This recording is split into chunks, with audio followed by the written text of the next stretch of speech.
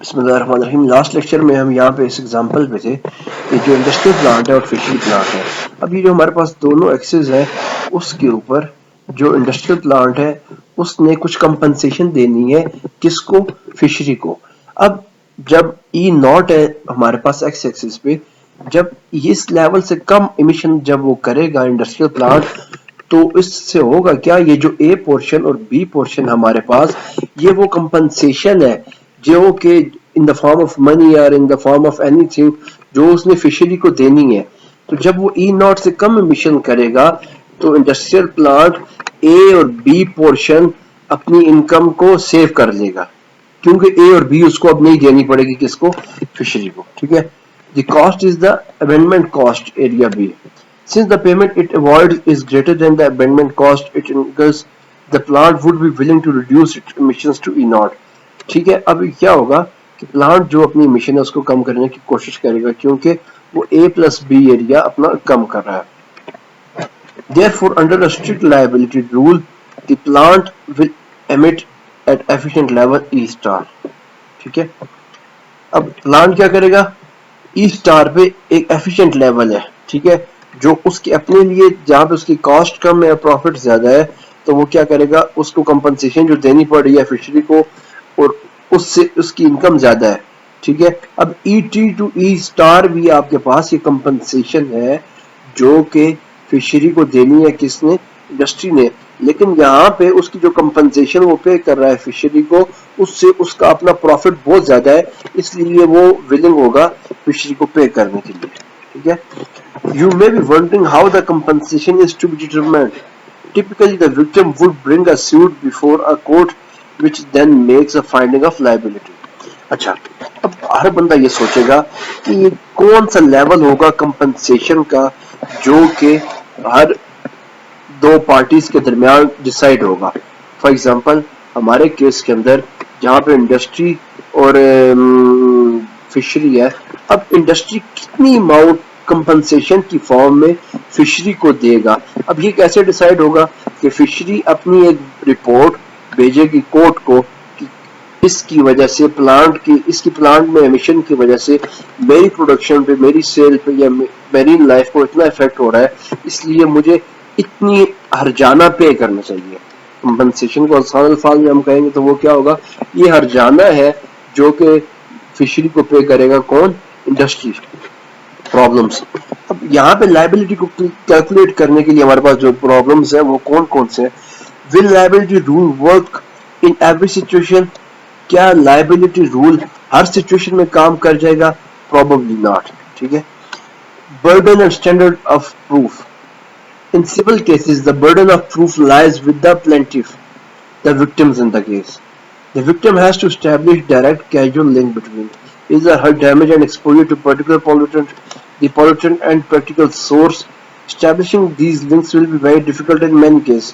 For example, consider a case of groundwater contamination by a carcinogen. اب سب سے پہلے یہ جو ازالے کا طے کرنا، جو کمپنسیشن ہے کہ ایک پارٹی دوسری پارٹی کو اتنی کمپنسیشن دے گی، اتنا ازالہ اس کو ادا کرے گی، اس کو ہم ڈیسائیڈ کیسے کریں گے؟ یہ کافی مشکل ہوتا ہے. پہلا اس کے اندر تکلیف کیا ہے اس کو حل کرنے کا، وہ یہ ہے کہ جو پروف کرنا پڑے گا اب فشری کو کہ انڈسٹری کی طرف سے مجھے اتنا نقصان ہو رہا ہے، وہ کافی مشکل ہے. کیوں؟ ہمیشہ جو عدالت کے اندر ثبوت مہیا کرنا جو پلینٹف ہوتا ہے جس نے اپنی طرف سے پٹیشن دائر کی ہوتی ہے کورٹ کے اندر، یہ اس کی ذمہ داری ہوتی ہے کہ وہ کیا کرے، کورٹ میں اپنے ثبوت بھی دے کہ ہاں مجھے اتنا نقصان ہو رہا ہے. اب ہر دفعہ ایگزیکٹ ثبوت فراہم کرنا کورٹ کو یہ کافی مشکل ہوتا ہے.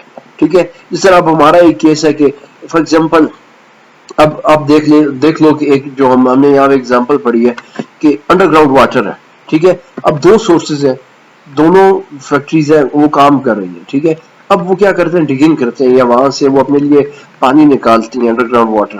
اب جب ایک اگر فیکٹری نکال لیتی ہے انڈر گراؤنڈ واٹر وہاں سے ڈگ آؤٹ کرتی ہے تو ہوگا کیا اس کا نقصان کہ دوسری فیکٹری کو انڈر گراؤنڈ واٹر کم ملے گا کیونکہ اس کا لیول واٹر کا نیچے ہو جائے گا.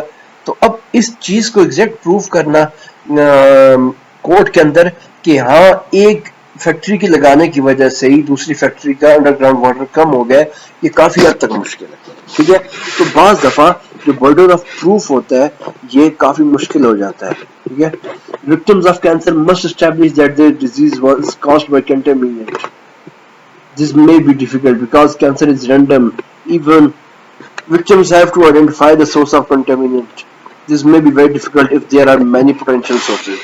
اب فار ایگزامپل اب یہ کیس ہے ہمارے پاس کینسر. ٹھیک ہے، اب کینسر موسٹلی کیا ہوتا ہے کہ بیڈ انوائرمنٹ کی وجہ سے ہوتا ہے آپ کا.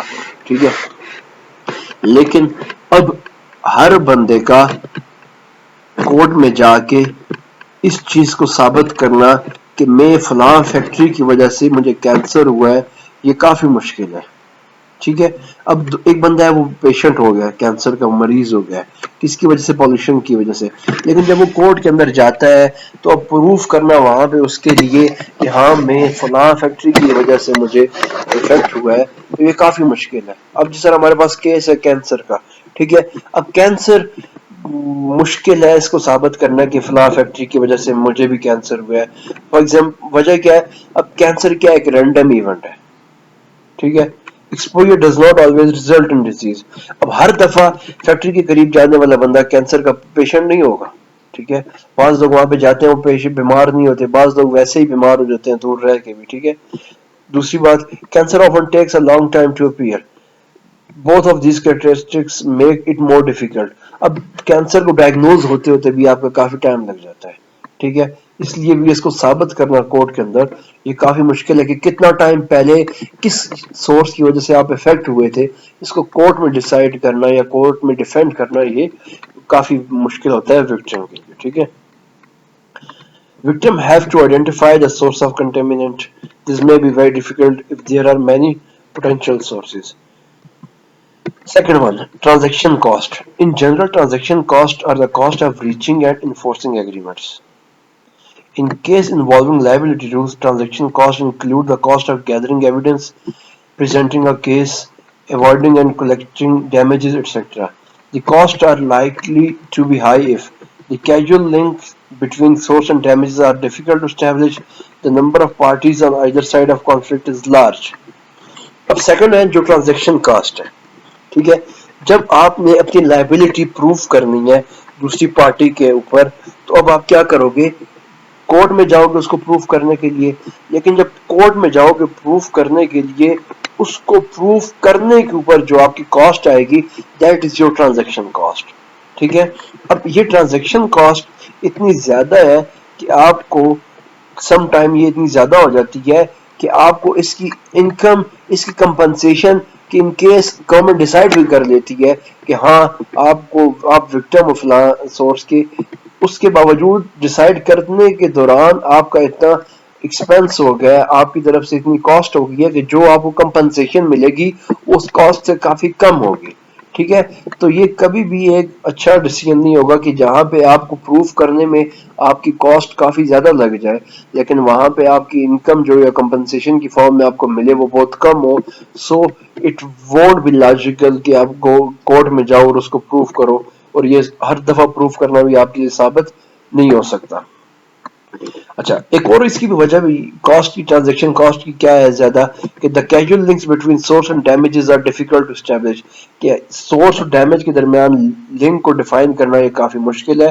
اور سیکنڈ یہ ہے کہ جو پارٹیز ہیں کانفلکٹ کی، کسی بھی انوائرمنٹل کانفلکٹ کی جو پارٹیز ہیں، اگر تو ان کا سائز بہت بڑا ہے تو اس سائز کو احاطہ کرتے کرتے اس کا والیوم کو اپنے کورٹ کے اندر اس کو بتاتے ہوئے آپ کا کافی کیا ہوگا، ٹرانزیکشن کاسٹ آ جائے گی وہاں پہ. ٹھیک ہے، property rights. One way to view or conflict on the lake is that it is not clear who has the right to do what with the lake. The fisher may think that he has the right to clean lake, while the planter may think it has the right to use the lake as a residual dump. اب leak کے اوپر for example ایک source ہے جس کو کافی لوگ use کر رہے ہیں. ٹھیک ہے، فار ایگزامپل ہمارے پاس جو کیس ہے دیٹ از لیک. اب ایک انڈسٹری اس کو یوز کر رہی ہے کہ وہاں پہ اپنا ریزیڈول ڈمپ کر رہی ہے، اور سیکنڈ وہاں